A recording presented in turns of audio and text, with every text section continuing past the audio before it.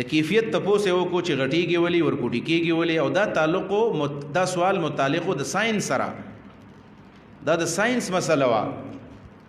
نو رسول الله صلی الله علیه وسلم خو د ساينس د وضاحت دپاره نه راغلی چې نبی علیه الصلاۃ والسلام به دا ویلی چې دا اصل کې دا دنیا الله داسې جوړه کړې ده چې دا نور داسې دی چې دا غټه سیاره ده او د دې نه دا دنیا ته غیر چاپېره تاویږي، او دا سپوږمۍ بیا د نور بیا د ځمکې ځیلې سیاره ده او دا د ځمکې نه غیر چاپېره تاویږي، او چې کومه حصه د نور ته مخامخ شي هغه رڼا کېږي، او چې کله ترې پناه کېږي نو تېره کېږي، او په دې ابتدا کې معمولي شانې طرف ښکاره شي نو دا نری او بیا ورو ورو غټېږي. نو دا تفسیر خو د ساینس و، دا خو چېرته د اتم والا او د نهم والا او د شپږم والا سبق دی. نو نبی علیه السلام خو د شپږم او د اتم والا سبق نه وایو.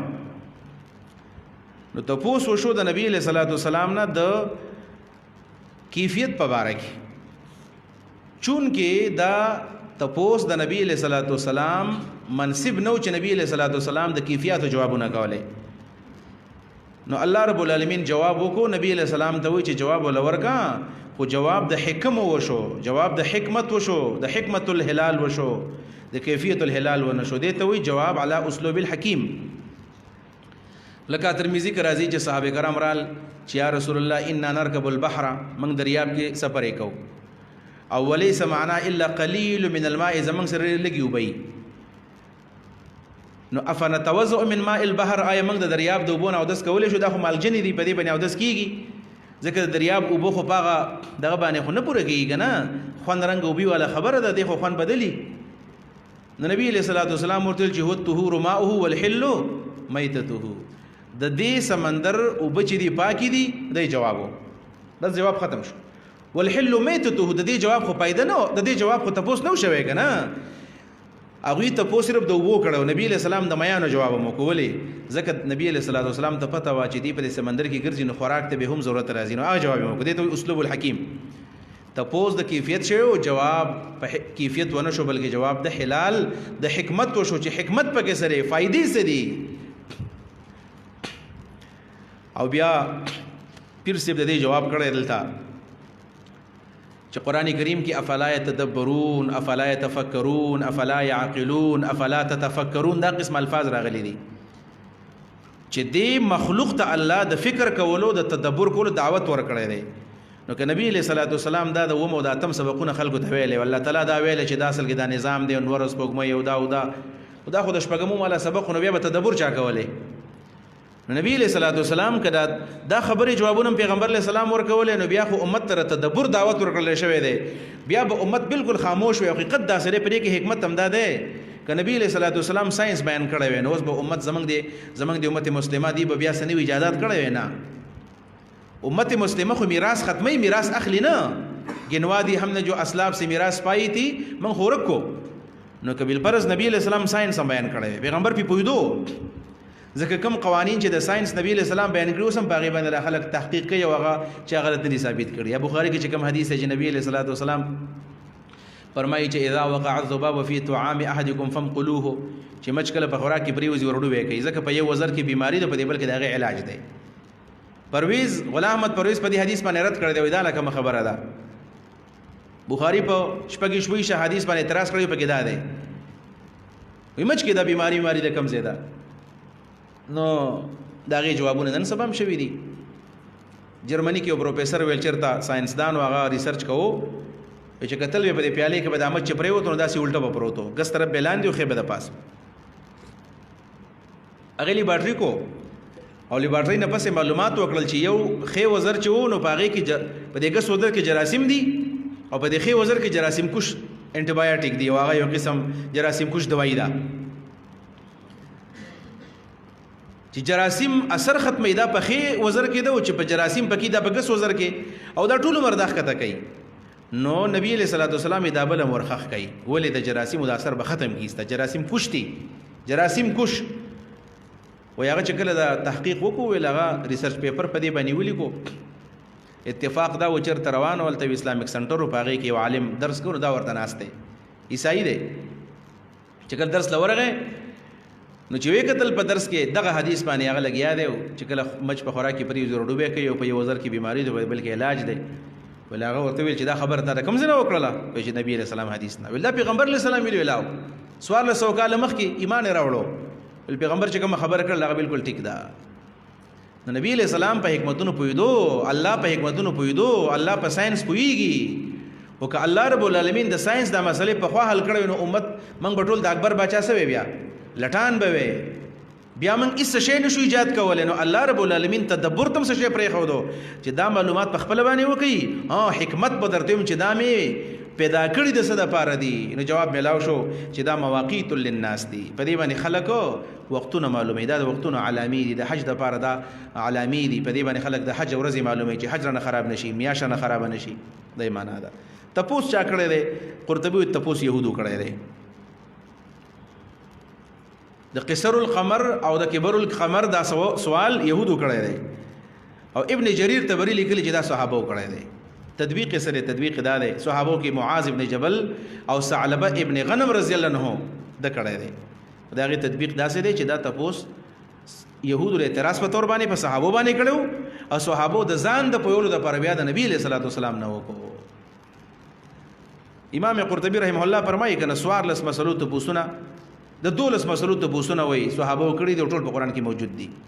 انس ابن مالک فرمایي ویل موږ د نبی له سلام نه ته پوسونه نه کول، موږ نه تنګو. د باندې چو ته خوشاله دي چې باندې چې کله راشي د پیغمبر نه به تاسو کوم ټول جمعه ترالو دا باندې چن کمکل ته پوسونه کوي. نو پیغمبر خدا بل جواب ورکړي، موږ به دې ته خوشاله دو. نبی له صلوات والسلام جواب ورکول. په دغه طریقه موږ دینیات کو. یسالونک تپوس کیستانا عن الاهلا د میاشتو په بارکه قل وای ورتا هي د میاشتې مواقیت للناس مقرر وختونه دي د خلکو د پاره، یا علامی دي د پاره وختونو، للناس د خلکو د پاره، والحج د حج د پاره مواقیت دي. مولانا یې ترجمه کړی دا هي د میاشتې مواقیت قدرتی کلندر دي، جنتریانی دي، قدرتی کلندر للناس د خلکو د پاره، والحج او د حج د پاره کلندر دي، جنتریانی دي. په دې باندې خلک معلومه سبا رمضان دی، سبا اختر دی. وليس البر بأن تأتوا البيوت من ظهورها. دې مطلب دا دی، بخاری کې دا حدیث دی چې کله وا مشرکانو کې دا یو رسمو چې کله وا احرام واچو او د کور نه ووتل، ځکه احرام بخاری کې دا حدیث دی کور نه احرام اچولې شي او میقات کې مچولې شي. لکه موږ چې کله عمره حج لزو په خور کې احرام واچو، کور کې هم سړی چولې شي، کور کې احرام واچو اوسه نام جایز دی. نو کله به چې دی احرام واچو بیا به کور سکار پیښ شو، نو بیا به په دروازه باندې نه راتل دنه د بار نه بیا وازونه کولیا په دیوال کې به سورې وکړو او د شانه براتلل. حسن بصری فرمایي د سفر نه به چې کله راتلل نو په غزړه دروازه باندې راتلل. بعض علماء لیکلي اعتکاف نه چې کور ته راتلل، د عمرې نه به کور ته راتلل نو په خپل دروازه باندې راتلل. بخاری کې دومره دي چې د احرام د تړل نه پس به کور ته نه تلل، سوپر به چې سفر نو واپس شوی نو. اویل دا خو غلط کار دی چې موږ واپس ځو، موږ لا سفر نه دی کړی، حج عمره نه ده کړی. نو الله تعالی وی چې دا سګ نیکی هونه ده، نیکی دار چې د خپل کور ته په خپل دروازه باندې راځه. وضع شی په غیر محله ظلم دی، وضع شی په محله دا عدل دی. دروازه د کوم مقصد د پاره ده د هغې دپاره استعمال کوي. وليس البر بأن تأتوا البيوت من ظهورها. نه د نیکي چې تاسو راشئ خپلو کورونو ته من ظهورها د هغې د شاګانو نه. ولكن البر من اتقى. لیکن نیکی د هغې چا ده، لکن البر بر من اتقى یا ولکن البار من اتقى.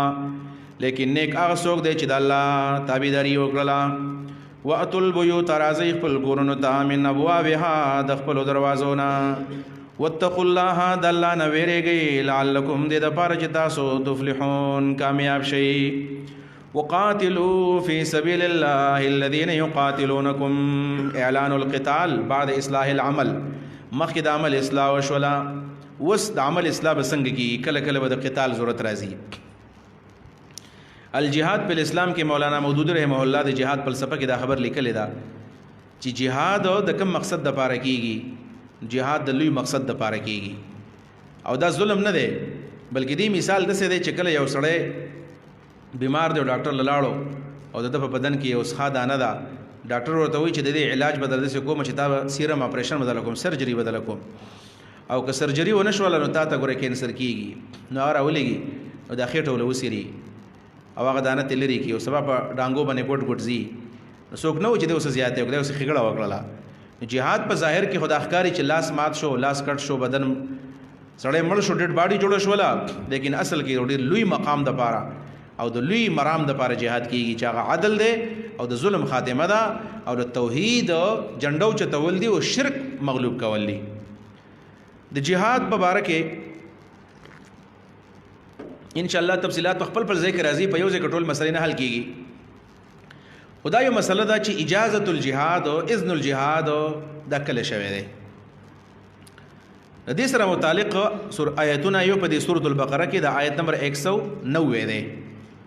بعض علماء لیکلي دي چې ابتداء او اعلان القتال، ابتداء د اعلان د جنگ چې کوم اعلان شوی دی نو هغه په سورۃ البقره کې په 109 نمبر کې راغلی دی چې قاتلوا فی سبیل الله، د ابتدایي آیت دی جهاد. بعض علماء لیکلي دي چې نه سورۃ الحج دی. سورۃ الحج آیت ولا سم سپاره ده کنه او جی 39 نمبر آیت وای دی، تاسو راواړه وای 39 نمبر آیت. اذن للذین یقاتلون بانهم ظلموا وان الله على نصرهم لقدیر.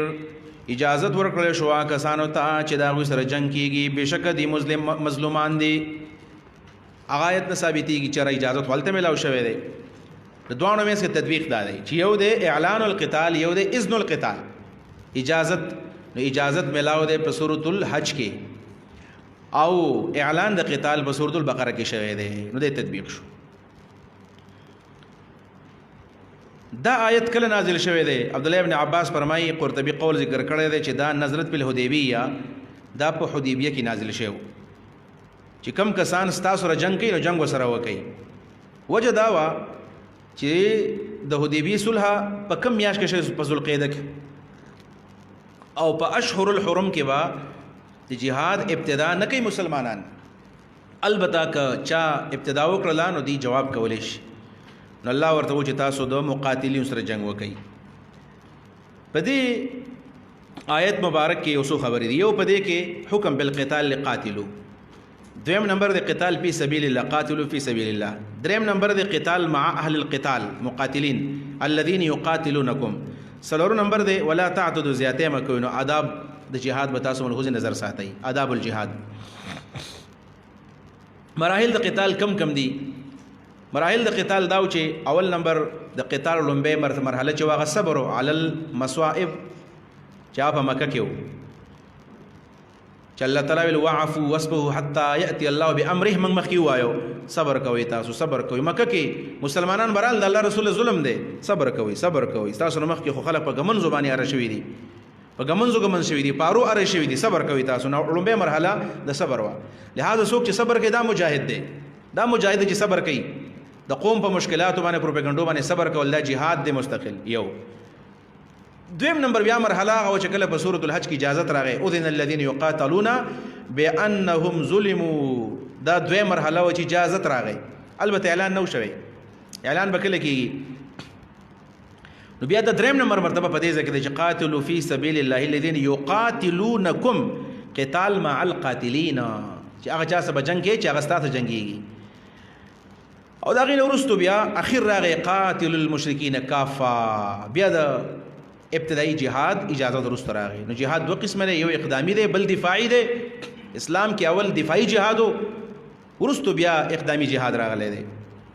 او بلکې اسلام ټول چې څومره هم نبی علیہ الصلوۃ والسلام جهادونه کړی ټول دفاعی جهادونه، دفاع نبی علیہ الصلوۃ والسلام کړی، اقدام نبی علیہ السلام نه دی کړی. اکثر جهادونه دا دفاع کې شوی دي.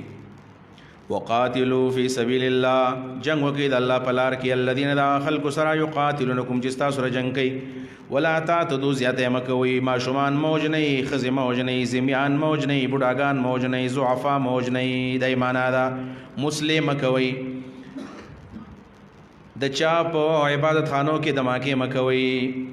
جماعتونه مه ورانوئ، اسکولونه مه ورانوئ. دا ټولې معنی پکې دي. ولا تعتدوا، زیاتې مه کوئ، مسلم مه کوئ. په تبرګو باندې څوک مه وژنئ، په تورو باندې څوک مال الاوئ، چا چې ستاسو سره زیاتې نه کړی. دا ټول اعتدا. مولانا مرحوم حضرت شیخ گوهر رحمان رحمه الله دا غالبا د 2001 دی او که د 2000 کې زموږ طالبین مخکینه زمانه ده، جمعیت طلبه عربیه والا جهاد کانفرنس په باجوړ کې، احیاء العلوم باجوړ کې، مولانا مرحوم ولا راوسته او په جهاد باندې دا د جمعیت د منتظمینو د قصوري سب د لیدا شعله بیان تقاریر وکړل. مولانا مرحوم چراغ په فضیلت علم باندې تقریر وکول او د خلکو د ذمہ دارانو ټوخي کول ول ټوخي مکوې ما ته پته راځي تاسو قاری موږ له موضوع یو ور کړی دا او دا په بل موضوع لګیا دی.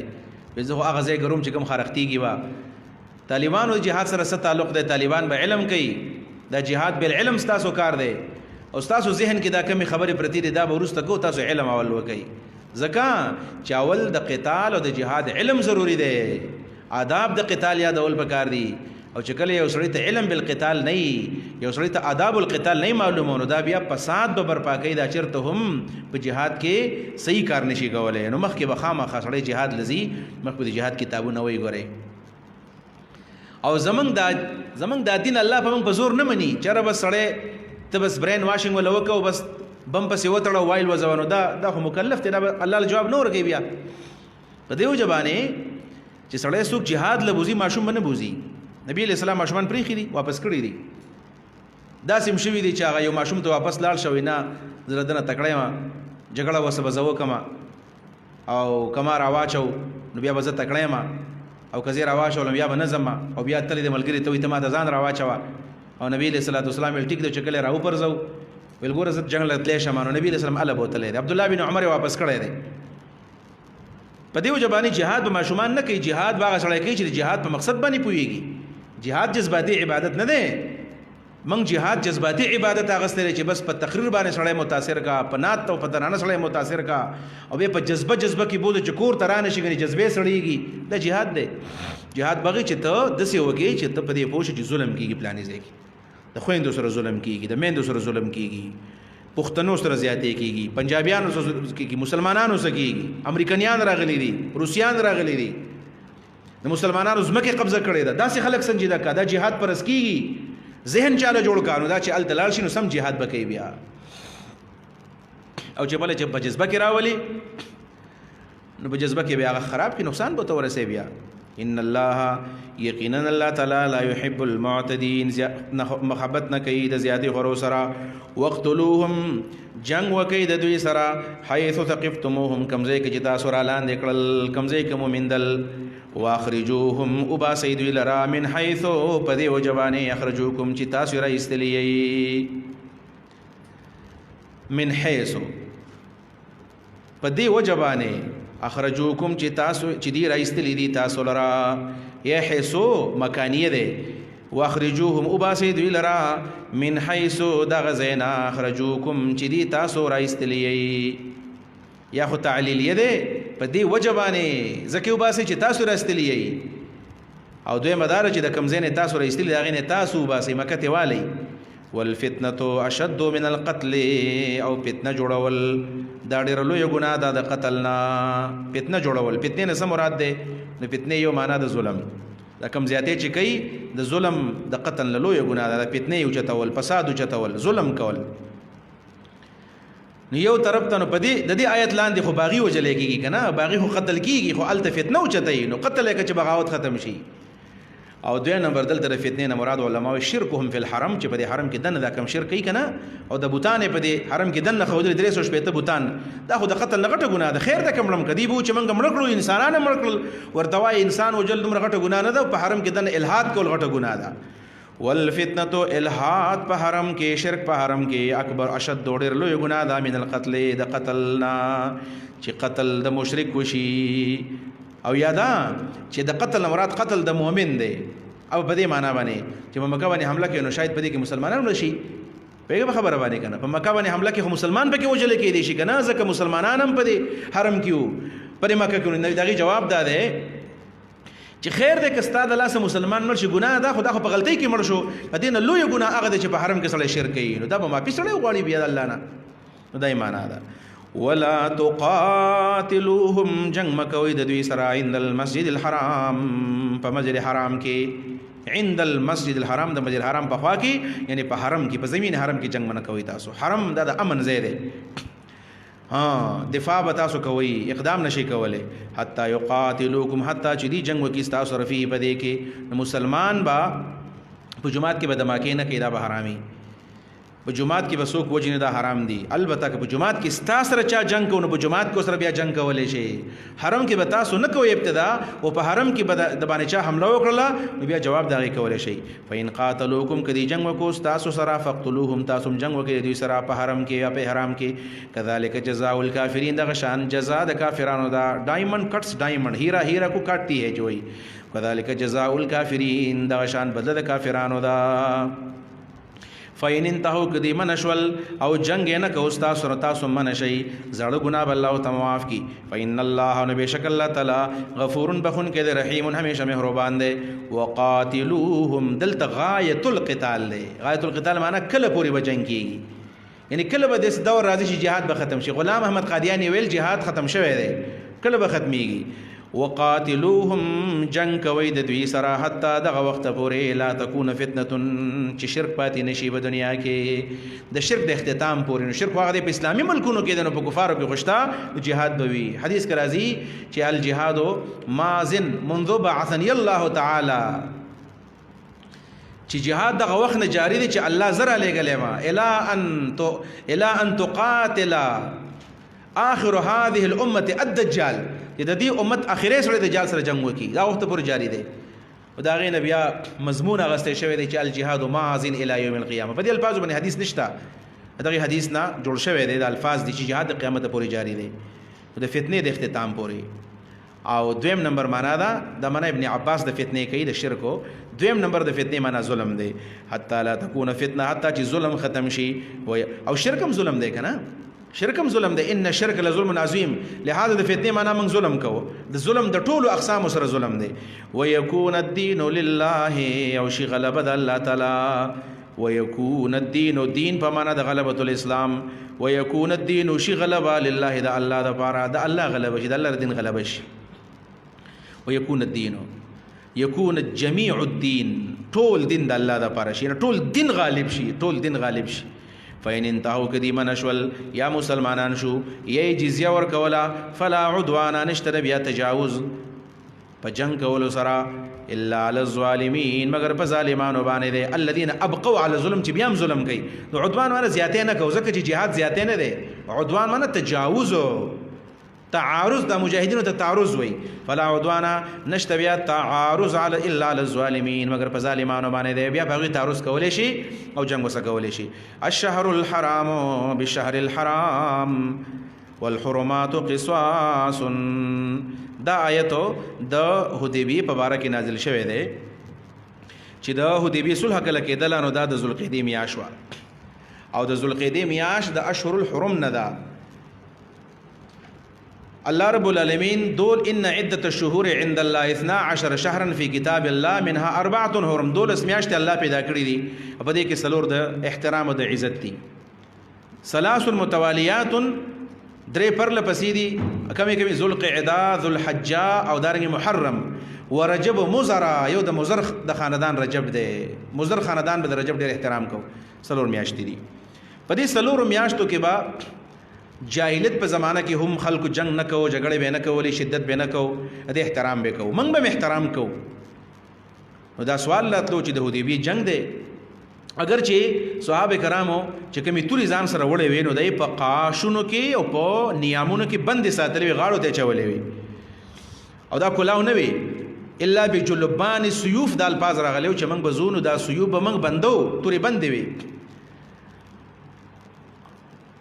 او نبی علیہ الصلوۃ والسلام ورته ویلو چې کوم ځای کې موږ بن شو بیا بل ته فیصله کوو که جنگونو جنگ بکو ځکه خلک به زمنګ سره کوي کنه موږ بزو سیده حرم کې به عمره کوو. نو صحابه کرام مزین کې دا تشویش او جره دا خو د حرمت میاشت او کدی کې موږ جنگ کوو. الله ویل چې ګوره الشهر الحرام بشهر الحرام د عزت میاشت د عزت میاشت په بدله کې ده. یعنی کاغوی د دې احترام کو نو تاسو به وکي خو کاغوی احترام نه کو نو تاسو ته بیا سملې مو جنگ وسره وکي تاسو. والحرمات قصاص او څومره چې نور حرمتونه دي احترامونه دي هغه بدل باندې دي. که چا خیال ساتو تاسو خیال ساتئ که چا نه ساتو تاسو بیا مساتئ. د معنا ده دا د غیب ځین کې تشویش او هغه ختم شو د معنا ده. البته دا یو سوال د سورۃ توبه کې بیا راځي اجمالی تور باندې واوره سلور میاشتې چې کم اشهر الحرم دي آیا دا منسوخ دي که منسوخ نه دي؟ علما د اهل سنت والجماعت په دې کې دوه آرا لري. یو رای دا چې دا منها 4 حرم دا حکم منسوخ دی، دا حکم منسوخ دی. اوس به د عزت په میاشتو کې جنگ سړی کولی شي، اوس دا پابندي نشته دی او دغه راجح ښکاره کېږي چې دا منسوخ دي. دلیل یې څه دی؟ دلیل د هغې دا دی چې رسول الله صلی الله علیه وسلم د رمضان په میاشت کې لاړو، مکه فتح کړله. 17 رمضانو که نه 17 رمضانو، او مکه چې فتح شولانو دا 4 میاشتو باندې محیط سفرو. شوال پسې بیا ذوالقعده ده. نبی علیہ السلام سیده په شوال کې لاړو چېرته؟ حنین ته. حنین یې قبضه کړو. حنین چې کله فارغ شو نبی علیہ السلام سیده لاړو طائف ته. در ذوالقعدې میاشت وه. نبی علیہ السلام تللی د طائف ته او دا د ذوالقعدې میاشت او 40 ورځې دا نبی علیہ السلام د طائف والا محاصره کړې وه. 40 یوما 40 ورځې محاصره وه. او نبی علیہ السلام ناسو دې ته چې خلک راوځي جنګ وسره وکړو مونږه.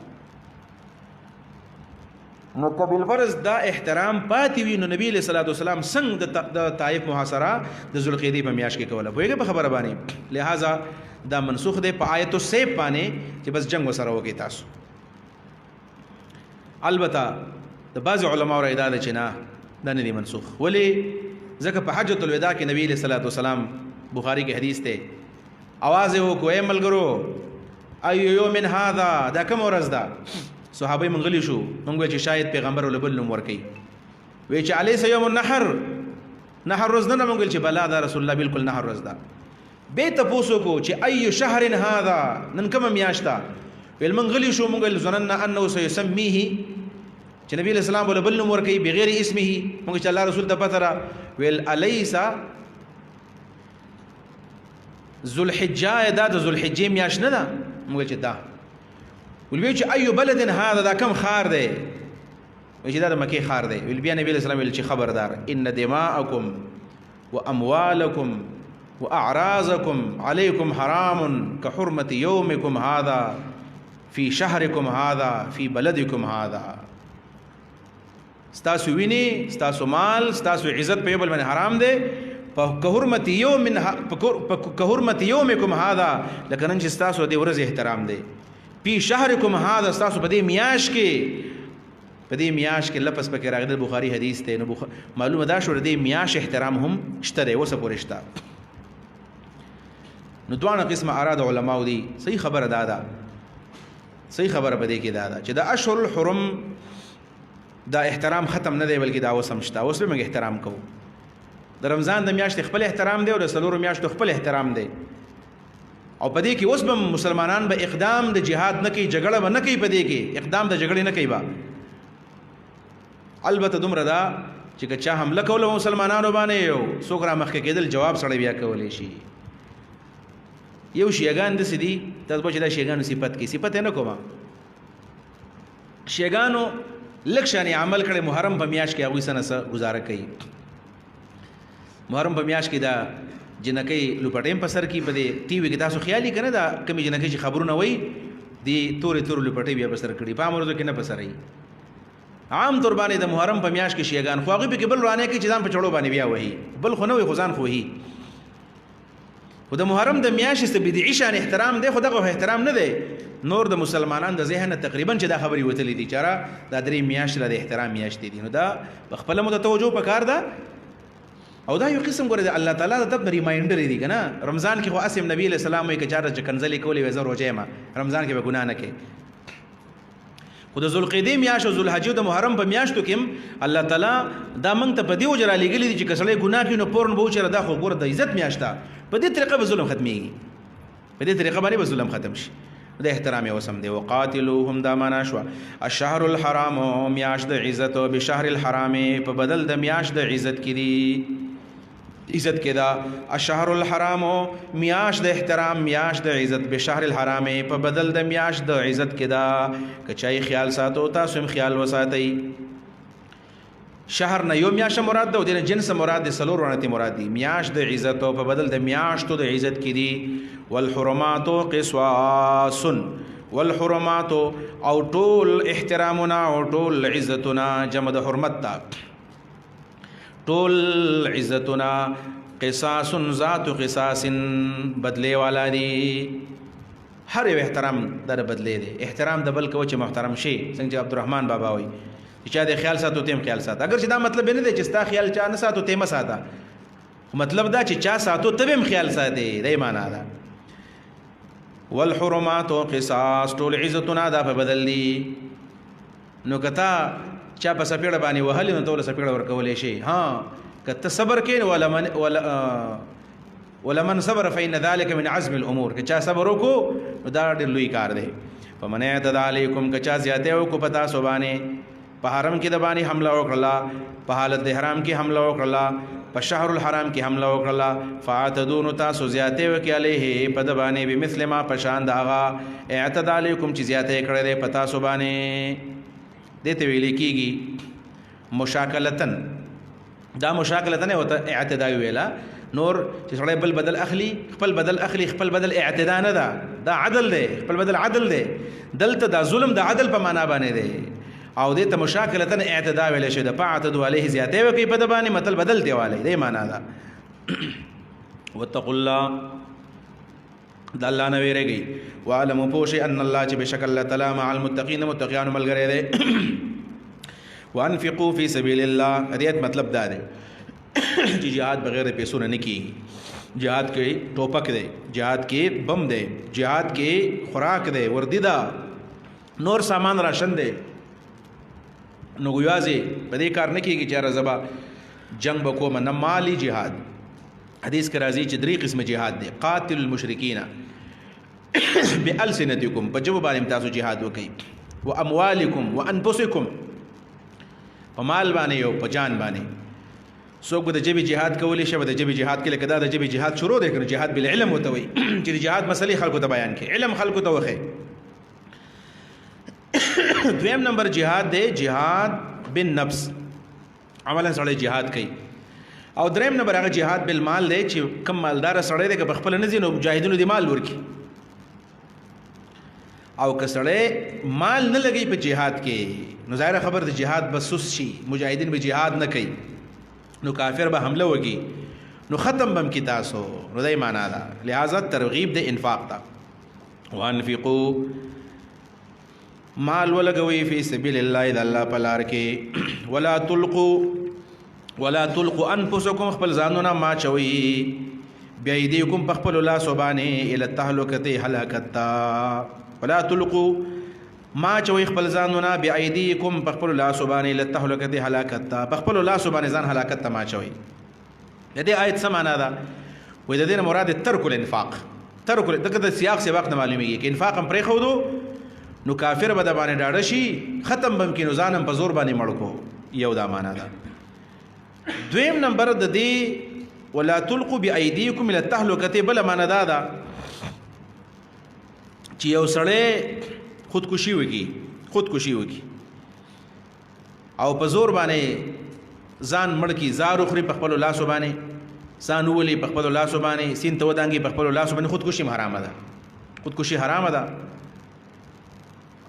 نبی اسلام فرمایي که چا ځان په زارو باندې مړ کو، که چا ځان په ټوپک باندې وشتو، که چا ځان د غر نه ځوړن کو، که چا سین ته ودانګل، نو په عالم برزخ کې به دقه شان ځان وجني، بیا به ژوندې کېږي، بیا به ځان وجني، بیا به ژوندې کېږي. خودکش دی دا.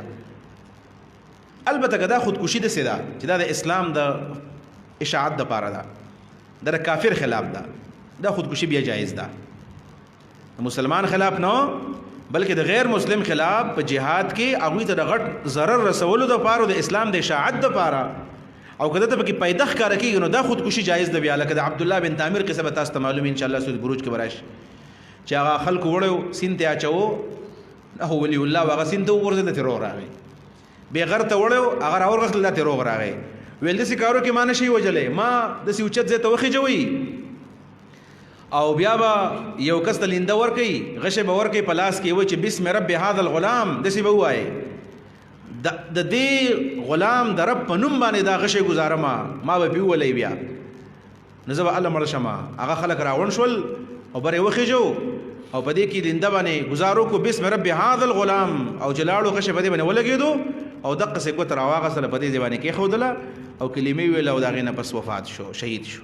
دوی خودکشي وکړه، خو سره پاره وکړه. ټول خلک ایمان راوړو، هغه خلکو د اسلام د شهادت د پاره د کافر په مقابله کې دی د ډیر ظلم د خاتمه د پاره هغه ته بیا سوکو ګنا نشي ویلې. زمونږ سید منور حسن مرحوم ولی الرحمن ولی الله د تیرې زمانه ډیر عظیم انسان حقیقت دا دی ډیر لوی بزرگ انسان هغه نه آج T voluntary वाली जी क्या खुदकुश हमले जायज़ हैं लुम्बे तपो से दिदाई बिस्मिल्लाह नफस और दवी जी अगर अमेरिका के ख़िलाफ़ हो अमेरिका के पॉलिसीज़ के ख़िलाफ़ हो तो कोई उसको नाजायज़ नहीं कह सकता कि अमरीकी ख़िलाफ़ अफ़गानिस्तान तरागली जंग ला तालिबान ख़िलाफ़ जंग ला रागली दागी ख़िलाफ़ सो खुदकुशी के नपदे के कम गुनाह ला यार دا کوم دا میډیا سکالران مناسي او دا ناشنا تجزیه وغیرہ خودکشي وکړو حرام وکړل نو چې په افغانستان کې وکړو د امریکای خلاف وکړل د مسلمان خلاف نه د کړنو څنګه ناجایز شول بیا د مسلمان خلاف حرام ده بالکل بیا نه د پکار ځان منوجو لا تلقوا بأيديكم الى التهلكه د دې آیت په باره کې حضرت ابو ایوب انصاری رضی الله عنه فرمایي و دا آیت زمنګ په باره کې نازل شوی دی اصل کې زره خبر جزان یادې نو بیا په دې تفسیر باندې خپويږي وای دا چې کله مونږه دا جهاد خور شو اسلام خور شو جهادونه د نبی علی السلام په زمانه کې وکړل دا ډېر بډار شوی بیا او دا د قسطنطنیه په جنگ کې باقاعده شریک وډا ویل ما په کټ کې وې سې زبالته یې مالته شهید کېګم الته کې دا شهید شوی دی ابو ابن سواری د رسول الله ماما ده نبی علیہ الصلوۃ والسلام لزی ور کړو په مدینه کې خپل کور او تواله کړو د رسول الله لومبه کور دا د ابو ابن سواری کورو دا ابو ابن سواری زمون په باره کې نازل شو چې کله اسلام خور شو وای مونږ ویل چې بس اوس خپل ځان تجارتونه شروع کو ځکه اسلام غلبه وکړه اسلام غالب شو اوس جهاد ته ضرورت نشته ده نو الله تعالی اتراول کو چې لا تلقوا بأيديكم من التهلكه دا خو ځان هلاکت ته چول شي جهاد ختم کی جهاد بنه ختمه اوس که پاکستان خدای مکه دا غلطی کوي چې موږ به د خپل د پوج شعبه ختمو نو دا بزان نه هلاکي خپل پوج لري کول خپل آیسای لري کول خپل انټيليجنس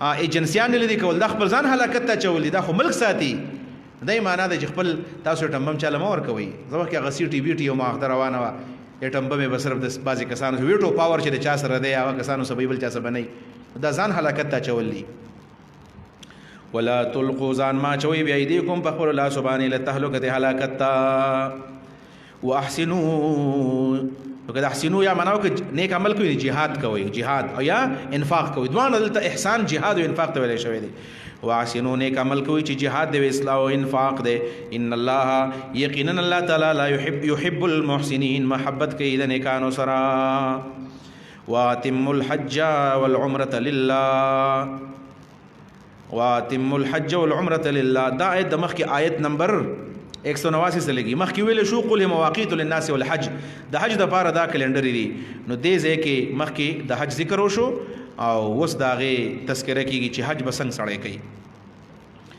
اتم الحج حج تاسو پورا کوي په اکمل وجه باندې پورا کوي څنګه چې الله فرض کړي اقص سے تاسو پورا کوي څنګه چې الله د پیغمبر په ذریعہ باندې تاسو ته خودلې د اقشان حج تاسو وکي واتم الحج په دیو نبی علیہ الصلوۃ والسلام خو چې کله حج کوو نو مکه خو پاتم کال فتح شولا او پاتم کال باندې نبی علیہ السلام حج ته پاتې نشو تله په شوال کې الته دی نبی علیہ السلام په شوال کې نو بلکې په ذوالقعده کې نبی علیہ الصلوۃ والسلام جعرانین عمره وکړه خو حج ته پاتې نشو او کال په نهم کال باندې لاندړو بیا په لسم کال باندې لاړو ولې ځکه نبی علیہ الصلوۃ والسلام غواړي چې په داسې طریقه باندې حج وشي چې دې ته حج وخیمانو 1 لاکھ نه زیات صحابه کرام سره عملونه وته حج خودو د دې آیت نواز علما دا ثابت چې حج فرض دی نو عمرم فرض ده اتم الحج والعمره څنګه چې امام احمد مذهب دی چې حجم فرض دی عمرم فرض ده احناف علما وی چې نه د دې آیت نه فرضیت الحج نه ثابتېږي نه فرضیت العمره دلته کې اتمام دی علی اکمل الوجه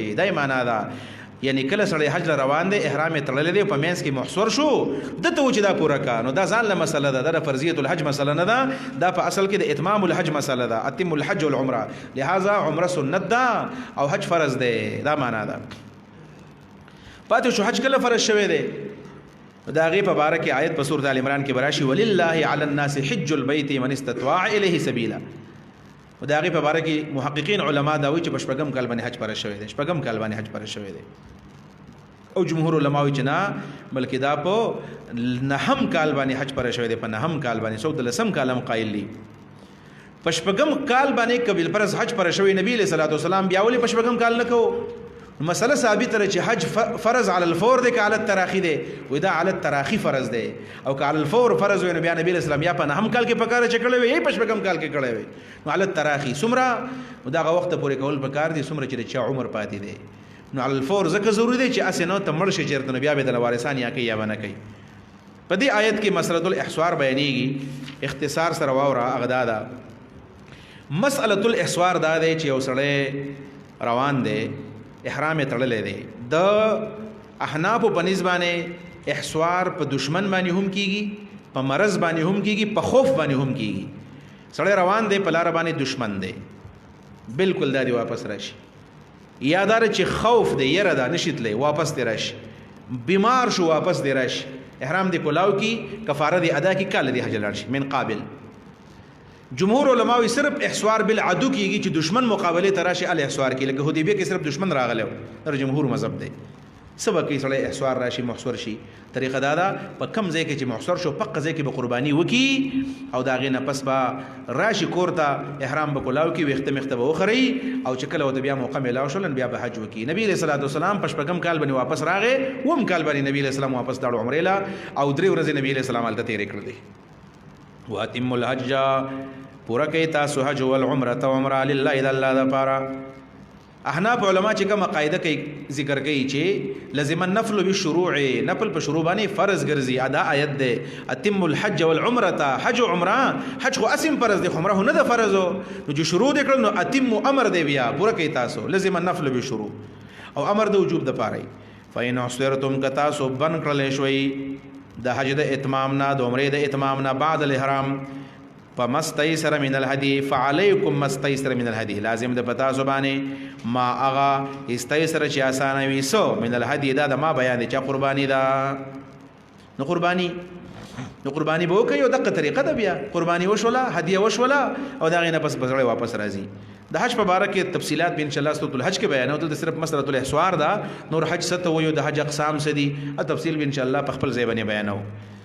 ولا تحلقوا رؤوسكم حتى يبلغ الهدي محله البته چې کله سړی محصور شو د اذان حلالې نو سر بخري سر بکله خري چې کله اول قرباني وکي ولا تحلقوا رؤوسكم مخروي خپل سرونه حتى يبلغ الهدي حتى چې ورسیږي هدیه محله زید ذبحتا امام ابو حنیفه رحمه الله فرمایي چې د محل چې دا حرم دی حرم ته ورسیږي یعنی سړی به وستو کی په کم ځای کې بن شو نو چاته بو چې زما دا هدیه بوزه چې حرم کې حلال شي چې حلال شولا بیا به سر وخري بیا برازي نو محل معنا د حرم کوي امام شافعی رحم الله فرمایي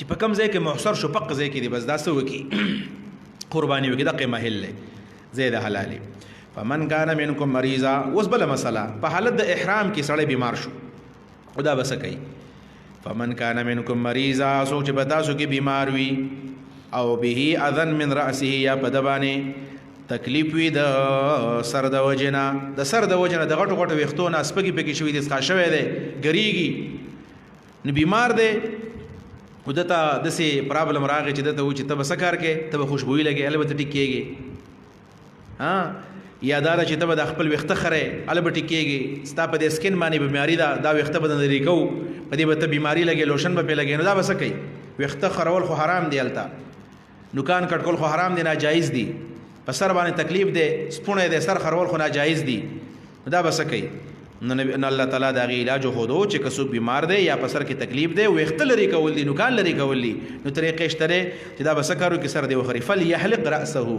من كان منكم مريضا وبه اذن من راسه فليحلق راسه سر دی وخري وسبب وکي جرمانه بډګي دا جرمانه بسنګي او دا جرمانه به دسی وي چې دا به درې روزي به ونیسي درې روزي کدرې روزي نشو نیولې نو بیا دې سو کی صدقه به صدقه ورکی درې سواع شپږ غریبان به تقسیمي نو نیم سوا به یو غریب لورکی او کدایم نشو کولې نو نسک بیا دی یو جمع د نسیکتون دا یو نسیکا ګډ دی حلال کی بیا ګډ دی حلال کی قربانی دی ورکی هدیه دی دغه ځای کې ورکی نو څنګه چې په حدیبیه کې صحابه کرامو سکارو کو صحابه کرامو هغه ځای کې هدیه حلال کړي چې کله مشکل راغی او په دې دوران کې چې دا درې کم فدیه راغلی دی رسول الله صلی الله علیه وسلم سے صحابي دی هغه صحابي کعب ابن عجره دا غنم دی او نبی علیہ السلام سره په دې سفر کې شریکو احرام کې وړي اخکل خدمت یې کو غټي غټي سړې پرېخي وي غټ سفرونه په دې سفر کې سړې وبنه یو غسل نه وي غټ وخت خو چې دور ځونی دي سړې سم لیونه کې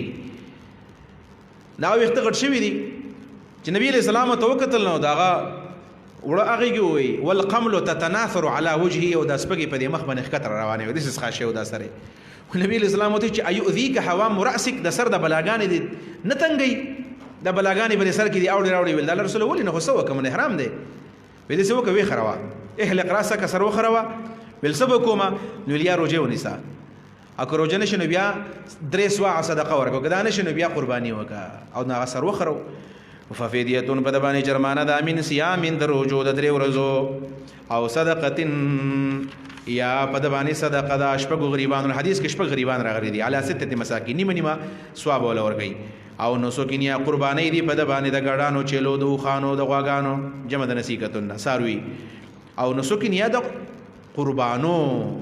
قربانی نه قربانو زکه جمع ده فاذا منتم کله چې په امن کې شوي تاسو اوس په امن کې شوي دې ځکه یو مسله به کې وزویم بل هغه دا دلته جز د حج اقسام نه ویلي مسله نه یادېږي آسان اجمالی وره حج درې قسمه حج دی حج معنا خو اراده ده تیمم معنا هم اراده ده د حج معنا هم اراده ده خو د حج معنا ده اراده علی وجه التعظیم د تعظیم په نیت باندې بسړی اراده کوي د تعظیم په دې وجه باندې حرم کې به هر څه د تعظیم په نظر باندې ګوري هر څه د احترام په نظر باندې ګوري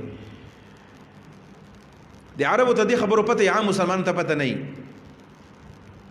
یو عمره کې یو ماخام ټیم کې په سب باندې دوه کسان وران شو ویل مخ کې ودرېدو هغه نه پرې خو یو بس چړ وکړو نو عرب راغی وی حرام حرام حرام حرمه حرمه حرم حرم دا اوازونه د شروع کړ مطلب دا چې په دې پوهیدو چې د تعظیم پکار دی د حرم دی مسله دا چې درې قسمه حج دی یو حج افراد دی چې سړی خالص حج لال شي او حج وکړي راځي په دې باندې قرباني نشته بس عرفات تلاړو او داغې نه پس سواله باندې لاړو مناته او داغې نه وروسته بیا یوم النحر دی او حج ختم شو عمره سره نه کوي حج افراد ته مفرد وای دویم نمبر دی حج قران دی ته وای چې سړی لال شي حج وکي او احرام کولاونه کې عمره پسې وکي یا ول عمره وکي او احرام کولاونه کې فورا پسې بیا حج وکي قران وکي د عمره او د حج په مینس کې د ته قارن حج سي وای قارن او د حج ته حج قران وای د سکارو کو د په یو سفر کې دوا کارونه جمع کړل حج عمره دوانه جمع کړل چې دوانه جمع کړل نو احناف وای چې د باندې شکرانه دم واجب شو ایک ټیکټ میں دو مزه د شکرانه دم پر راغې نو دا به د سکارو کې د قرباني کې دا دم د شکرانه دی او شوافی دا وای چې نه د یو قسم جنایت وکړو په یو سفر کې دوه کار وکړو دا جرمانه ده په د باندې چې دا بس قرباني وکړي دا جرمانه به ډکه شي حج تمتع دی ته وای په دې کې په یو سفر کې دوانه جمع کولې حج عمره دواړه البته چې حج او عمره دوانه جمع کړل فرق پکې دا دی چې مینس کې حرام کولا وهل دی په قران کې حرام کولا وهل نو تمتع دا ده چې عمره وکړه دوه درې ورځې پاتې دي دا غینه پس بیا سکارو کو دا غینه پس احرام کولاو کو عمره وشولا سره وخرو او بیا د حج پر ورځ باندې بیا واغستو لکه په 24 تاریخ باندې د ذوالقعده په 24 تاریخ صحابه کرام د مدینې نه وتل مکې ته په 4 تاریخ باندې ورسېدل مکې معظمه ته چې په 4 باندې ورسېدل نو په 4 تاریخ باندې عمره وشول نبی رسول الله صلی الله علیه وسلم ویل کسو چا د ځان سره هدیه راوستي نو هغه احرامونه مکلو هي بس هغه به وسبیا حج مستو کی او کڅوک بل فرض ماتول غواړي ماته کوي احرام بس کولاو کې دوانه جایز اعمال چا تمتع وکړه او چا قران وکړو د نبی له زمانہ کې چا قران نبی له خپل قران کړی دی او بیبيانو تمتع کړی و سوا د حضرت عائشه چې ونه هغه ته بیا مسله وا چې نور بیبيانو تمتع وکړه او د صرف حج کړو بیا خپو چې ما عمره نه کړی نو نبی له سلام ولدولي خپې دي ویل خپدې مې وځي بیمار شو ما بیماری راغلی او ما عمره پاتې شو رسول الله صلی الله علیه عبدالرحمن ابو عزت نعیم نو عمره وکړه نورور وسولې کو هغه بیا عمره وکړه هغه تمتع شولا نو دیم په یو ټیکټ کې دوه مزه وکړلې په یو احرام کې دوه کارونه وکړل نو احناف چې شکرانه پتور دی بیا سو کې ساروی حلال کی او شوافی و چې نه دا په اصل کې هغه د جنایت کړي د نو د قرباني وکي نو فمن تمتع چا چې پیدا سره کړل بالعمره په عمره کولو سره ال الحج د حج سره یو ځای مع الحج فمانو لازم دی په د باندې هغه شی استیسر چې اسانی په اسانی وتا من الحديد هدینا یا فذبحوا ما استيسر من الهدي یا فواجب ما استيسر من الهدي فعليه ما استيسر من الهدي فمن لم يجد وسي وسړی لاړو او پیسې وسره نشتا نو بسکینو الله تعالی دا بلس روجي نسی درې روجي به د حج نه مخکې ونیسي او و به د حج نه ورسته ونیسي دا درې روجي به د عرفات د میدان نه د عرفې نه مخکې کوي اوس که د چانه دا درې روجي پاتې شولې نو بسکي بعض علماء قضا به راوړي دوی مدار چې قضا دي نشته بس استغفار به وي الله تعالی به معاف کی خدا و په سفر کې نسی که په کور کې ونیولې او که په لار کې ونیولې فمن لم یجد چا چې ونه موندل دا قسمه سيزونه قرباني ونه موندلا فصيام په دبانې روزي دي 3 ایام د درې ورځو په حج کې دنا په ایام الحج کې و7 ورځې دي په اذا رجعتم کله چې تاسو واپس راشي خپل کورونو ته د التفات وي د غیبوبتنا خطاب تا تلک عشرتن کاملتن دا لس کامل روجے شولے تلک دا عشرتن لس روجے شولے کاملتن پورا کاملی ذالکا دا تمتو لمن دا غچا دا پار دے لم یکن اهلهو چنوی دا بچی حاضر المسجد الحرام اسیدن کی پا مسجد حرام کی دا اغچا دا پارا دا حکم دے تمتو اغا سوک کولے شی دا چا بچی پا دی حرم کی نوی کله چا بچی په حرم کې څوک په حرم کې دن نه اوسېږي نو هغه حج افراد کوي یا بیا حج تمتع نه کوي دا علاقه بیا عام خلکو ته خالی کوي ځکه که د حرم اوسیدونکو خلک هم تمتع کوي ګڼه ډېره زیات عام خلکو ته به تکلیف وي نو هغه د افرادو کې تمتع نه کوي دا احناف وي ذالک د تمتع ته راجع دی امام شافعي صاحب وایي د ذالک د هدیه ته راجع دی اسوي ذالک دا هدیه د چا د پاره ده لمن دا چا د پاره ده لم یکن اهلو چنوی د بچی حاضر المسجد الحرام وسیدون کی په مسجد حرام کې واتقوا الله د الله نه ویریږي وعلموا پوشی ان الله چې بشک الله تعالی شدید العقاب سخت سزا والا ده واخر دعوانا الحمد لله رب العالمین.